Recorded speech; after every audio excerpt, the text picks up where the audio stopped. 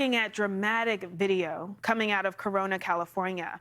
Officers there conducted a high-stakes rescue after a baby was found locked in a hot car with temperatures that soared into the 90s. Now, the temperatures inside the car also surpassed triple digits during the time of this rescue, and police, they busted out the windows to quickly remove that young child.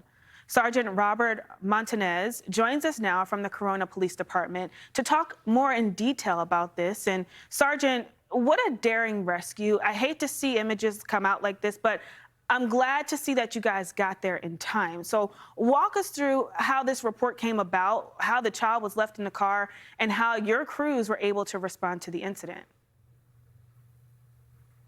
A person visiting the post office noticed the child in the back seat of the car, looked around, didn't see any parents, didn't see anybody else in the car, noticed that the windows were all rolled up, and decided that the baby looked like he was in distress. So she called 911, and fortunately our officers were able to get there quick enough, were able to immediately agree and discern that the child was in distress, and took immediate action to break that window and remove the baby from the car.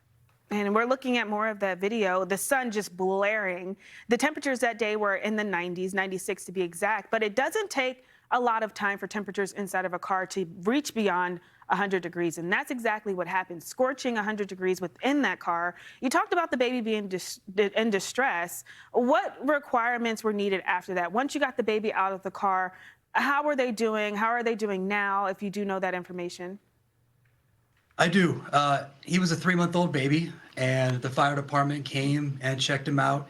He was taken to a local hospital for precautions. He ended up staying overnight, but fortunately, it looks like he's going to recover and be just fine. That is so good to hear. And I know that maybe this lifts a weight off of your sergeant's shoulder or your crew's shoulder as they were, in the midst of this rescue. Unfortunately, though, we are hearing more stories like this, very similar to this one. So with most of the country seeing record heat, what's one of the main messages you want to send out to maybe parents, new parents of children, to kind of get heat safety at the top of everyone's mind?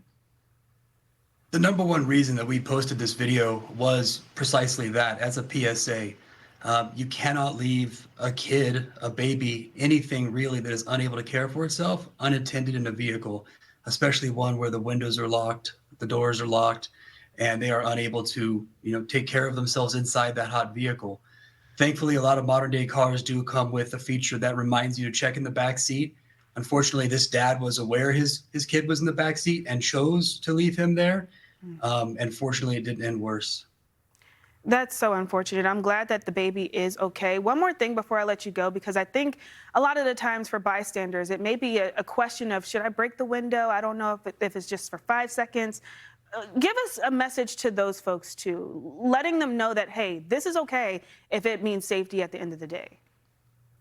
So your first thought should always be calling 911 so that you can get medical services and emergency responders on the way.